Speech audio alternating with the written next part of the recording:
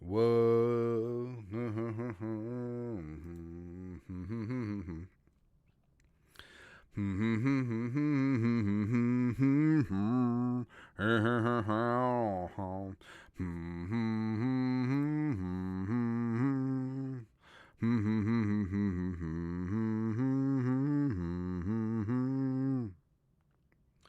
Once there was a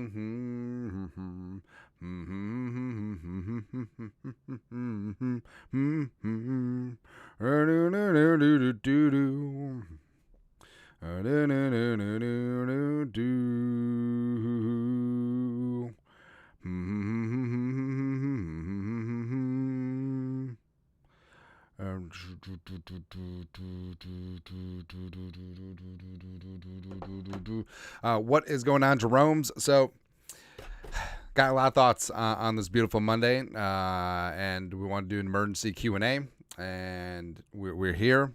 We're wonderful. Sun came up, birds are chirping and stuff. Vikings allegedly 1-4. What can you do? And just keep on moving forward and go and roll with the punches, and whatever happens, happens. But emergency Q&A, go. Kiana Butler. Listening to this after a win of a loss, after a win or loss, legit makes my day. Thank you. What do you think the top 3 issues for the Vikings are? It's a ball security. It's a ball security, cornerback depth right now, and also, I guess, inconsistent running game would be up there. The offensive line, I know that it grades out well in terms of like PFF, but inopportune pressures have been an issue. And I don't know, like I feel like game management with Kevin O'Connell's up there too. I mean, there's a lot of random things going on. Ingon Newmeyer. Andy, keep up the positive work. Thank you. Can you do a comparison between last year's success in close games and this year's failure in it? Greetings from Germany. Skol. Keep Skol alive. Guten Tag.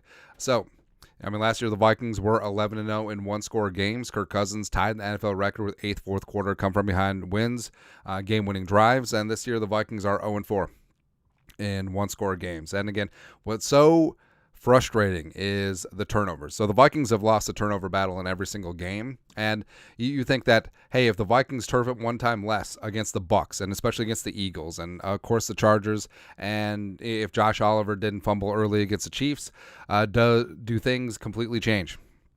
It's possible. It's possible, man. That's why it is so frustrating. Again, it would be one thing if this team was just getting shellacked by 20, 30 points every single week, but all 4 losses have been single score. And maybe it is just a reverberation of last year, a bit of a pendulum swing, but it's tough. Scott, one of the main things coaches are meant to do is improve players and still discipline to cut out mistakes. Do you think that is happening with this staff? And if not, how do you think they go about fixing Week 6 approaching quickly? And so far, the same mistakes are there. Granted, some players have improved, but some have regressed. Love the... Why does it get cut off like that sometimes? Love the channel and your positivity. Keep it up. Hey, thank you. So the thing about Kevin O'Connell is that he does seem to be, this player's coach, buddy, super positive, Ted Lasso style, and that works when you're winning. I mean, that worked last year, but I feel like there needs to be a bad cop to Kevin O'Connell's good cop, and Flores obviously is that to a degree on the defensive side of the ball, but as a team writ large, like, who is it? It's not Wes Phillips. Who is it? And it can be a team leader too. It's not Kirk Cousins, right? And that was one of the great things about Zimmer is you knew when you made mistakes, Zimmer was going to get all up in that ass. And that's one thing I miss. I don't think that Kevin O'Connell is that guy. But I don't think he necessarily has to be to have success in this league. But even like the nice guys, even the nice guys around the league. I mean, you look at Sean McVay, you look at Andy Reid, you look at Mike McDaniel, like they still have a bit of an edge to them. Like if they screw up or if the players screw up, like they're going to hear about it. Like maybe you don't have to be a full-on totalitarian like a John Harbaugh or like a Tomlin or like a Belichick, but I don't know, man. Spencer Vox, $3 a super chat. Cheers from Vancouver Island, Canada. Skol, Andy. What's up? Also, we're Doing another fundraiser drive. All Venmos and Super Chats this week will be donated to Twin Cities Food Shelves. So help out local people in need and in our week of need. So everything goes to a good cause. You guys are the best. Let's see here. Adam Root. What players do you think could get traded at the deadline, and what do you think we could get in return for them? Love the content. Keep up the great work. Well, the obvious ones are Kirk Cousins, except he has no trade clause, which he would have to waive. I don't think that he necessarily would. They're not trading JJ. Daniil is a pretty obvious one. Ezra Cleveland in a contract year. Wanham, maybe. Marcus Davenport. Yeah, those are the pretty obvious ones. And also, I think you could probably get a mid-round pick for Davenport. I think you may be able to squeeze out a first-rounder for Daniil. We'll see. Evans. Do you think the losses that are stacking up and now the injury of JJ will sour his attitude on extension in Minnesota? I'm a bit worried that he will get frustrated with this season and want to leave. Hopefully that Hammy's okay. Keep up the good work, Skull. Thank you. Not necessarily. I think JJ's holdup mainly is what's going to happen at quarterback, since obviously that's kind of important for a wide receiver. Like, are they going to roll with Kirk, who JJ seems to have an affinity for, or does JJ trust the management to bring in a top tier rookie quarterback? That's going to be the question. I think that's the main crux there. I mean, it's a tough season either way, and like the players know the whole woulda, coulda, shoulda. Hey, if we didn't fumble here, we probably win. If that doesn't happen, we probably win. And now with JJ's hamstring, we'll see. Brian Carusi. Hey, what up? Are we concerned that we need to start thinking about Kevin McConnell and Kwesi, whether they are the right fit for this team? I mean, you can have that conversation. I feel like they're already off scholarship. Even though last year 13-4, wanting some more, winning the division, it's great. But I mean, just the way that this team is losing it. Again, ownership may be like, well, a couple things go here and there. We're just a little bit unlucky. Sure, but I mean, it's fair game to question, what's been going on with Kwesi's drafts, or looking at the Hawkinson extension where Hawks struggled the last couple games, even though he's still putting up numbers. And with O'Connell, like, do nice guys finish last, or can nice guys win? I don't know, but especially with the coaching staff, it just seems like there's a lack of accountability. And there's some sluggishness, and you see that in the first and third quarters, game prep, and then also halftime adjustments. And I don't know right now. Merle Hexam. All offseason, the national media running haircuts for saying the Vikings were lucky last season and we're going to regress to the mean. But this season, it feels like we regress past the mean and to the unlucky extreme. Thoughts on that? Yes. The whole thing about it is, regressing to the mean happens in both directions. And the Vikings have had piss poor puck luck when it comes to fumbles. They've had piss poor puck luck when it comes to officiating. Eventually, that will swing back and work its way out. Yeah. Next up, Michael Converse. How big of a concern is Addison's blocking to you? Is that something that will always have limitations due to his size, or could coaching improve his technique, or possibly just change the scheme so Addison isn't asked to make critical blocks? Well, if he's never asked to make critical blocks, I mean, that will be kind of a tell for the defense there. But I think it does come down to coaching and technique. Like, you've seen smaller receivers around the league be decent blockers. Like they're not going to be serving up pancakes, but can they get in the way of a defender so that the defender doesn't have a free shot at the ball carrier? Yes. So that's just something to work on. Angry Nude. Do you think Kevin O'Connell has faith in the run game? I think they should. I think they look solid, but do you think he expects more, and that's why he has to call some plays he wouldn't have? I feel like he does get away from the run game. I feel like, especially over weeks 3 and 4, the run game was pretty solid with Madison and Akers sprinkled in there. I think he did get away from it a bit on Sunday against the Chiefs, but of course game script, especially in the second half, attributed to that. But I don't know. Brad Hagen. Till yesterday, we controlled our destiny. Weird but true. To win next week and then shock the world on Monday night against San Francisco. Do you think that JJ lack of extension affected the team negatively? Nah. JJ truly won't sign an extension until he knows who quarterback. Not sure what Kwesi can do to satisfy that demand. If it is true, I think that is a major part of it. Skull Andy, thank you for what you do. Hey, thanks for writing in, Brad. B Rad. Touchy Touche Yang. I read that as touchy Ange. There you go.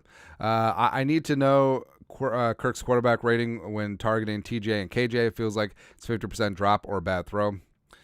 I mean, part of the issues is, maybe Kirk is taking ownership. Maybe a couple of his throws to TJ have been high, a little bit too hard. But also, I mean, if you're the highest paid tight end in NFL history, you can't have 3 drops in a game. And if you're KJ, you're just trying to cling to having a role in this offense. I mean, you can't be dropping stuff. You got to be getting open. Like, you can't just be looking down when there's a shot right over your head in the end zone. Yeah. Both those guys got to step up. Cole, let's look at JJ's first 5 weeks of his rookie year compared to Masson's first 5 weeks. Any comparisons, or is it too soon to tell? He's made some huge catches on fourth and in clutch moments. Well, JJ basically sat the first 2 games, but then he was a starter. Addison's sort of been in the background the first 5 games of his career, but I mean, numbers-wise, he's doing good. And now, if JJ does miss time, he's going to have to do even more. Traveler, is Kevin O'Connell too nice? I worry about accountability and discipline. At some point, I assume folks like JJ will want out. I mean, I feel like there has to be a balance. Like, you can be a nice guy, but you do have to have accountability and respect from your team. And, like, you can, they can love you. You can be a player's coach. You can be all buddy-buddy with everyone, except at a certain point, they have to know that you're the boss. And do the Vikings players know that Kevin O'Connell's the boss? I don't know. Andy Shong, what's your takes on the upcoming Twins game this Tuesday, and your thoughts on the game Sunday night when they won 6-2 against the Astros? I feel like it almost seems like they took a dive game 1. They're just like, whatever, Verlander, even though he's older, sure. Game 2 was fantastic. Bats came alive. Well, Bats came alive in game 1 too. Really pumped up for game 3. I'm going to be there. Section 128. Yeah. Ooh, if you see me either downtown or at the game, say what's up. We will exchange cold beverages. We'll go from there. And I don't know, love the sunny grays on the hill, and I think the Vikings, or the baseball Vikings, going to whip somebody's ass on Tuesday night. Jack Hall, would you rather trade 3 first-round picks and some rotational players for Caleb Williams, or stay put and draft someone like Quinn or Penix? Well, define rotational players. Like, are we trading like Patrick Jones a second? Like a couple of those players? Man, Williams is going to be so good. But also, if the Vikings head down this path, I mean, it's going to be a top 10 pick either way. But I would trade the first for Caleb. I would gamble there. And then, I mean, the offensive line is starting to come together. I would piss pound the offensive line, the defensive line, and go from there. Joseph Jar, do you think JJ is done with Minnesota after the season? I mean, no.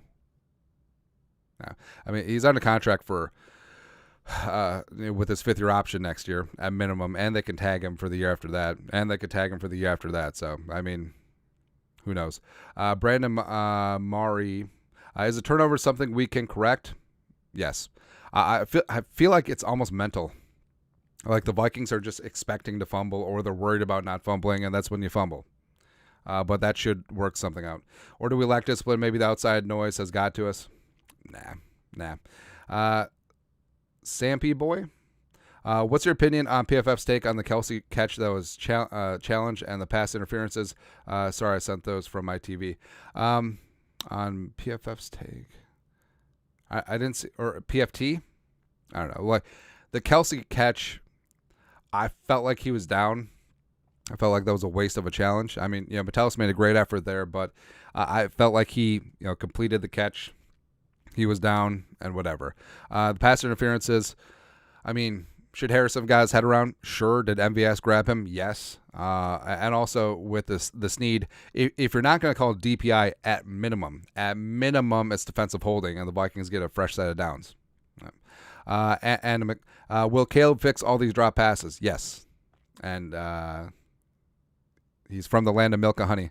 He is the bee's knees. He is everything, man. Shoddy Beer. Do we really want to have the GM have a GM who could be on the hot seat next year, draft our future franchise quarterback? Seems better to start fresh all around. I mean, it could seem to be that way, except the Wilfs won't do it. I mean, the Wilfs love continuity. I mean, Spielman was here for 15 years. Zimmer was here for 8. And given last year, I mean, if the Vikings struggled last year and they're turning in this year, I mean, then they're Bears, and everyone's gonna be in the hot seat, despite them beating the commies. Congratulations. I think that absent this thing going completely sideways this year, I think that 100% Kwesi and Kevin O'Connell will be back, but they could start out on the warm seat with the Wilfs. And again, I'm not talking about what makes sense from a fan's perspective. I'm talking about what the owners are going to do, because I mean, Spielman and Zimmer are still under contract for another year, or still getting paid out for another year, unless it was just a lump sum buyout, or maybe they went to J.G. Wentworth 877 cash now. And if they fired Kevin O'Connell and Kwesi, they would have to pay them and their staffs. They're probably still paying the remnants of Zimmer's staff. So, I mean, if they did that, they would be paying three GMs, 3 head coaches, and 3 coaching staffs. I don't think they'll do that. No. Seth Cleaver, do you think of this an extended or season injury for JJ? What's the Wilfs will install a natural field turf? Yes, I mean, so I'm not like a field turf expert, but it does seem like the slit turf, or whatever the hell it's called, has resulted in the most number of injuries. It's possible. John Smith, do you think Kevin O'Connell has given up on Cousins? It just seems like there's a disconnect between the two. I don't think there is, but there's something weird where I don't know who it's on. I lean Kevin O'Connell because Kirk hasn't had an issue with this in the past, but it seems like getting simple things like getting the play call in and getting the team lined up has been a struggle this year. And I don't recall Kirk having an issue with that in previous years. So it could be on Kevin O'Connell. Like maybe he's too verbose. Maybe he's trying to jam too much information in before those headsets click off at 15 seconds left on the play clock. I don't know. T-Money. Why does it seem like the offense always looks lost lining up? There you go. Also, for an offensive-minded head coach and team, why haven't we racked up 30 points this season regardless of the mishaps? It's fair. I mean, part of it is turnovers, losing a possession, but yeah, you should be able to clang and bang with the best of them. And yeah, user, please go into the no calls at the end of the game and the Kelsey catch also, and more importantly, how can we continue to put the ball on the ground, and where does that directly stem from? Just sloppy lack of ball security, or in practice something so sick of it, but hey, go Twins. That's right. I mean, ball security, I actually do think that the team is just overthinking it. Like they've handled the ball since Pee Wee football, and now they're just turfing it. I feel like collectively they're just thinking about don't fumble, and that's when you're going to fumble. And the no calls, the helmet one is obviously the most blatant, where the ref literally tells Snead to put his helmet on. But that DPI, people say, well, the Chiefs had 10 penalties and had twice as much penalty yardage. Yeah, but every single key call in the game, the Watson catch, the Harrison DPI, the Snead DPI, the Snead no helmet, win against the Vikings. Explain that. And also, the Kelsey catch, like I still think he was down, but I understand if you got beef for that. The one that called Rev, is Kwesi ever going to talk to the press and take questions like Rick Spielman used to? I mean, Kwesi generally talks to the media when there's a transaction. That's basically about the same frequency as Spielman used to. Like, it's not like Pretty Ricky had a weekly presser.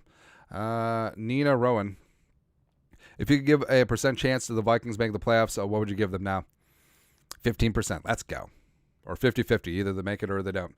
At what point do us optimists take the tank train if we lose next 2 games?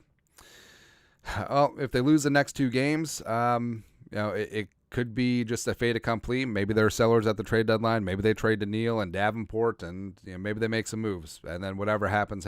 Where, this team will obviously never lose games on purpose, but maybe they'll just lose games because the ball doesn't bounce their way, or they get jobbed by the refs, or maybe they're just not good enough that day. I don't know, man.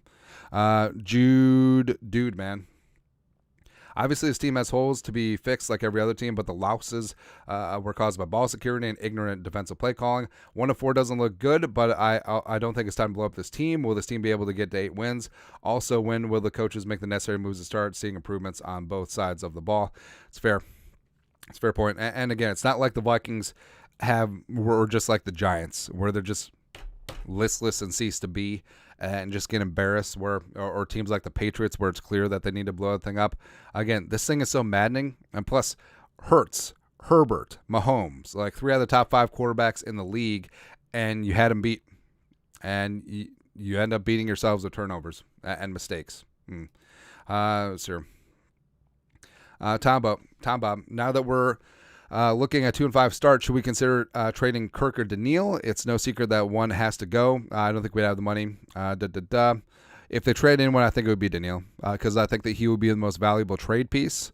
And I mean, if they're not going to extend him long term, it would make sense to give value for him now, because I believe he has a no tag clause in his contract. Kirk, they can't tag anyway because his contract voids before the tag window opens. Herschel Wireman, a buck in the super chat. What up? And also, I don't think Kirk would waive his no trade clause, because there isn't like a clear cut spot for him, like absent, I don't know, like Brock Purdy getting hurt for the Niners before the trade deadline, which obviously not rooting for. I don't think there's a clear cut spot for Kirk to land. I think the Jets are legitimately going to roll with Zach Wilson. Ritter looks like he's getting better now with the Falcons. So, I don't know. Plus, I mean, Kirk is going to be a free agent next year, and being a free agent means putting up numbers, and his best chance to put up numbers is here. I mean, even without JJ. Northman, if trading JJ meant we get a Super Bowl, would you trade him? I mean, a Super Bowl win, yes. I would trade this entire damn team for a Super Bowl win. Yeah, Action showed great stuff yesterday. We might be fine if he leaves. Don't get me wrong, I love JJ and want him to succeed, but I love the Vikings more. It's fair. I mean, players come and go, but the team is forever. But I do think that JJ is going to be a long-term part of the success here. And I understand, like, well, look at Mahomes. I mean, besides Kelsey, who's, you know, top 3 tight end of all time, I mean, he's got a bunch of nobodies at receiver, which is fair. That is fair, but that doesn't necessarily correlate, because it doesn't necessarily mean whatever quarterback you can get in the draft is going to be as good as Mahomes. Now, he could be, but he also might not be. It's no guarantee. Andrew, if we ever get a top pick, do you trust the GM to draft future quarterback? He hasn't impressed me yet. Well, they've only had one bite at the apple at quarterback, and that's been Jaron Hall. And, you know, I would trust it because we probably don't have any choice. So, damn the torpedoes. Let's go. Also, I mean, Kevin O'Connell being a former quarterback, I mean, should have a little bit of something in terms of understanding and processing what goes into it. I mean, the pick up at the top wouldn't all just be Kwesi. Any way too early draft crushes, not included quarterbacks, Cooper Beebe, a guard from Kansas State. Let's go. He's my guy. Yeah. But also most of the quarterbacks are fantastic too. Miles, would you prefer, or also Kool-Aid McKistry from Bama, the corner? Yeah. Would you prefer another quarterback at this point? To me, football is about entertainment factor, and having a milquetoast quarterback isn't fun to watch. IMO. I prefer to watch someone who can make electric plays running and or throwing if it means less success for a short time. Hell, if they trade Kirk, just start Jaron Hall and see what happens. See if he's the dude and go from there, which is exactly what the Falcons should have done last year. Instead of starting Mariota, just put Ritter in. Yeah. Matthew Kenda. When is it too late to Sepulveda and for the season, since we currently have a top 6 pick or whatever? JJ isn't looking too happy getting our quarterback of the future and retaining him at the same time. I tried some pieces away. Is it too late to Sepulveda? All right, Sepulveda 180. I don't know, but these next 3 weeks are going to be key before the trade deadline. 2 division games, all 3 NFC games, so we'll see what happens. Cameron Ford, do you think that the ref had a Watson prop he needed to hit, so he let that I believe it's a catch call stand? I mean, I'm not saying that. Zay, you think there will be a shutdown Justin Jefferson for the year if we go 1-5? Now, JJ won't be out there trying to win a game, trying to put up numbers. That's what he'll do. Justin Rentmeester, is it time for Addison to surpass KJ? I think he already has.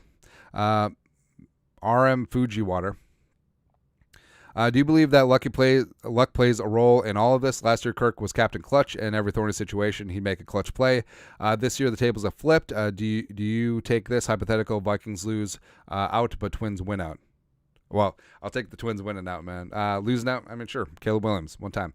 But, with, last year, the Vikings did just make plays at the end. And now you could say that's lucky, sure, especially, was it the Dancer strip? as well as the interception at the end of the Jets game, and play at the end of the Patriots game, sure. But there has been some piss poor luck, and whether it's fumble luck, whether it's turnover luck, whether it's whatever luck, I mean, there's been a degree of luck in the Vikings 1-4 start. Eric Larson, where are we going from here? We're going to Sizzler. Lorenzo Douglas, how do I go forward? Well, football is like pizza. Even when it's bad, it's still pizza, right? And football, I mean, even though football is bad, we're still going to look at some of these great young players and are going to be tentpoles of this team going forward. And there's always solace in that. And, I mean, if this things go completely pear-shaped, let's go get our quarterback of the future. Go ahead. But I'm not down to clown in terms of wanting this team to lose on purpose. Nah, that's bad juju, man. Shaq Pack. Is Vikings bad, or are they playing the long-term game? Probably just bad right now. Yeah. Riley Wolf. Is the NFL rigged because Chiefs keep getting wins from the refs? I mean, it's not that. I mean, every single sports league, it seems like the stars do get the calls. And also the premier teams get the calls. It's just weird, man. Sarge, would you agree that if we lose to the Bears next week and the Niners the week after, that we should have tough conversations about trading cutting players, play Jaron Hall and Tank? Maybe that time. Bupkup. I noticed that all the drops were from players wearing gloves. I think they should ditch them. Thoughts? Nah. That's what's really disappointing. But that's it. Emergency Q&A. You guys are the best. Keep your head up. Baby, don't cry. Got to keep your head up. Road is hard. Never give up. And we'll go from there. And also, all Venmos and Super Chats this week donated to local Twin Cities food shelves. You guys are the best.